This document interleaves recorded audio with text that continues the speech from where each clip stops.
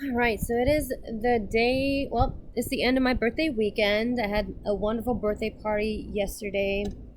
Um, I had such a good time. I really, really needed it. I didn't realize how much. I just needed to party. I just needed to get out with my friends and chill and have champagne and go swim and listen to music and twerk and just be happy.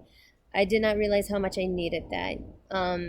I came back and I had some work to do, and I've just had some. I feel like I keep having these run-ins. It's just this misogynistic run-ins that just keep on really just exhausting me. Just instances where men undermine me and my ability to do, I don't know, several things in several realms of my life. Going behind my back to other people, and like, preferring to speak to men, and it is just so annoying. It's something that I'm just slowly realizing, like, this is not really gonna go away. It's not gonna go away. It happened today, and I was really upset and just really down on myself. And honestly, I'm at the point where I'm like, you know my stress levels at this point, at 28 years old, are so high. And I, this is not something that's ever going to stop happening. Um, I, you know, I am, even with all the things that I've accomplished up to this point, I'm an Air Force Academy graduate. That's Ivy League equivalent. Okay. Like, I have managed like over $30 million worth of contracting in just my 20s alone, and just part of my 20s. I have a lot of expertise, and but unfortunately, when you're a woman of color, I think people don't really see that. People are always going to undermine you, is what I mean, and they're going to say some pretty messed up stuff. And I watched my own video that I did about expectation management the other day, and for some reason something hit me today, and maybe it's because I actually had time to just chill out yesterday and be content and be myself, that now I'm having some moments of clarity. But I'm like, I really need to take better care of myself. I really, really do. I'm already high strung. I already have high anxiety.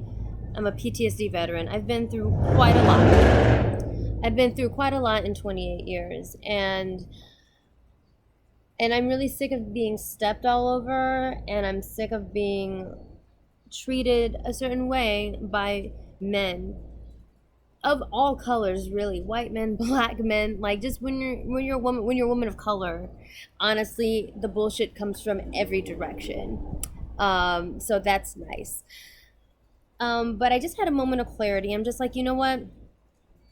I I need to realize, which it seems pretty obvious, but I'm like, you know what, Nikki, this is never going to stop happening.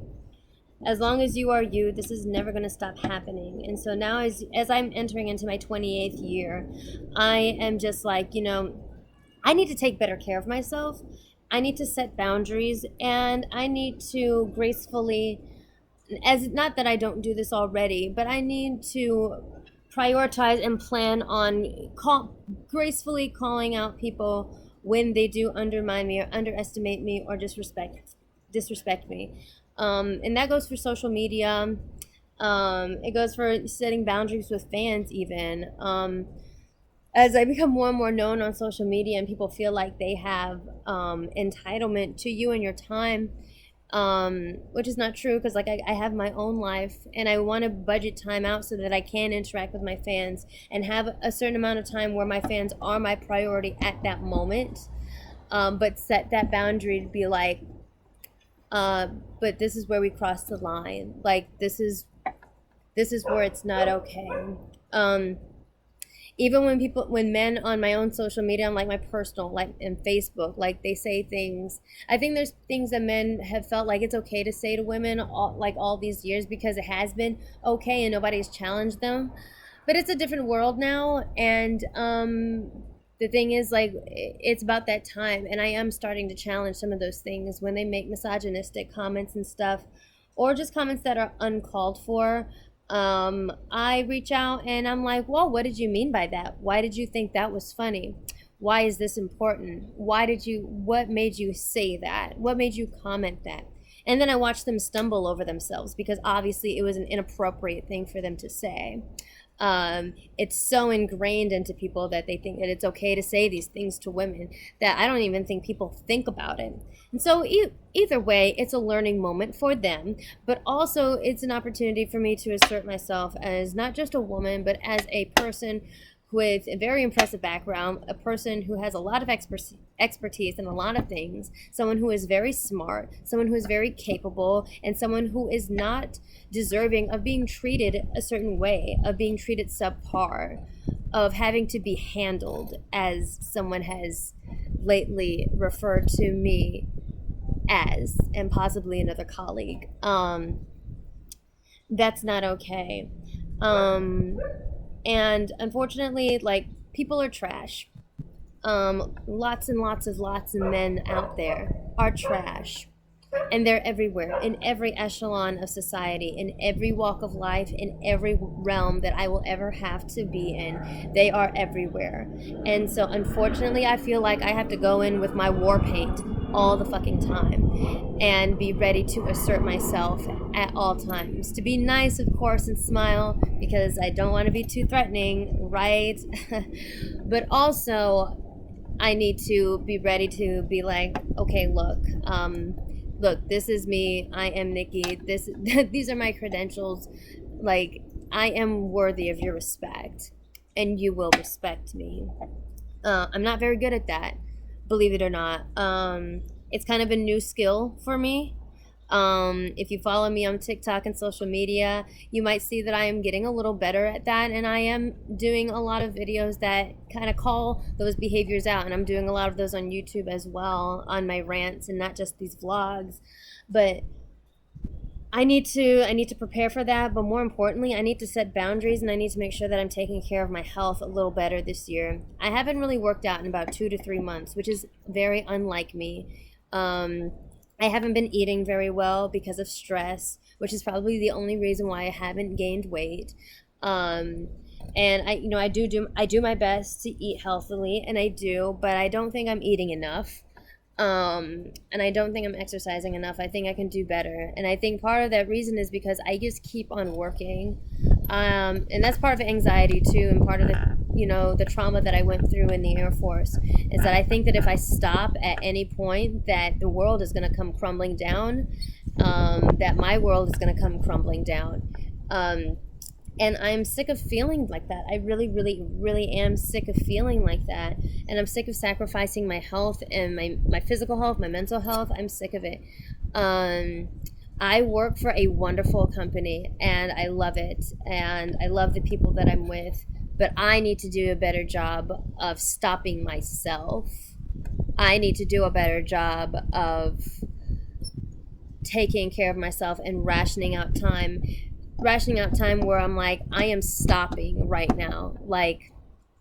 This is my time to chill. This is my lunchtime. Like, this is when I start. These are my working hours. Or like, um, I need to make sure that I'm exercising every day, whether it's yoga, whether it's martial arts. Like, I was going for my green belt in Taekwondo a few months ago, and that has completely dropped off, and that sucks. And I want to get back to that. I really, really need to get better at maintaining that, and caring for myself in that way, cleaning my house, like not letting things go to complete shit because I'm already so high strung and anxiety prone, and like I said, I have 4 disorders to monitor, including agoraphobia, which is so annoying.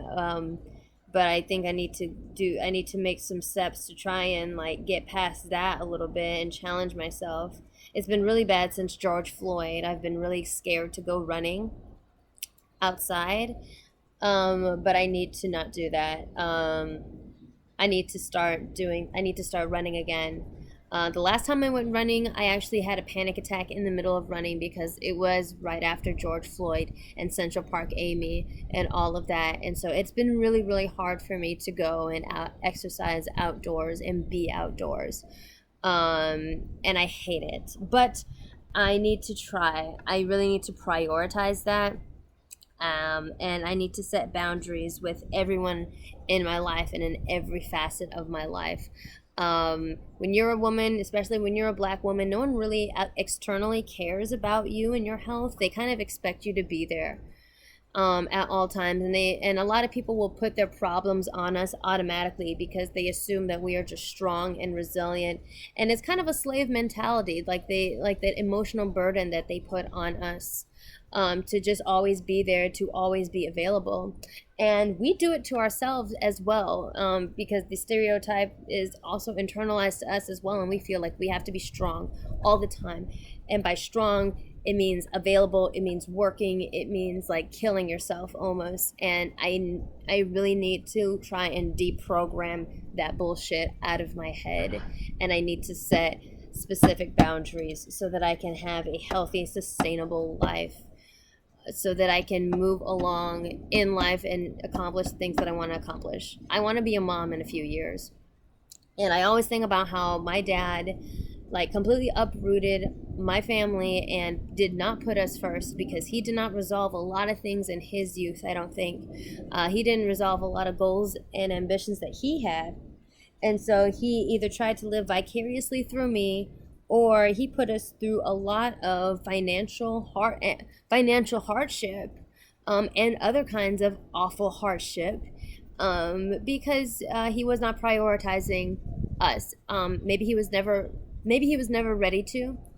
And I don't think that he ever should have had children because obviously he was not ready to actually put us first. He said that he did, but I think it was a lie. I think it was all for the glory of himself, and we were just along for the ride, and he continuously made us feel bad if we ever questioned his methods, even though we were miserable a lot. We never questioned his methods because if we did, he would make us feel bad about it. And looking back, that is a form of emotional abuse. I don't ever want to be in that state of mind. I don't ever want to be in that state of mind where I have so much unresolved bullshit that I cannot be a good parent to my future children, and just even currently that I can't be a good wife to my husband or a good friend to my friends, and just a good friend to myself. I don't want to be in that state. I have seen what it does to people, and I've seen the generational curse, and I need to fucking break it. I need to break it. So as I go into my 28th year, I am trying to prioritize that. I need to work out. I need to make sure I'm eating enough. I definitely have not been eating enough. I know that for sure. I need to make sure I'm doing my yoga, my martial arts, body weights, actual weights, cardio. I need to go running. I need to make sure I'm going to play basketball. I really, really, really I need to shape up. I do. I need to start taking care of myself much better. I need to start prioritizing it and realizing that something will always be urgent to somebody else, but I am nobody's slave. I am nobody's slave. I am nobody's servant. I have a life of my own that I also need to prioritize and account for. I need to.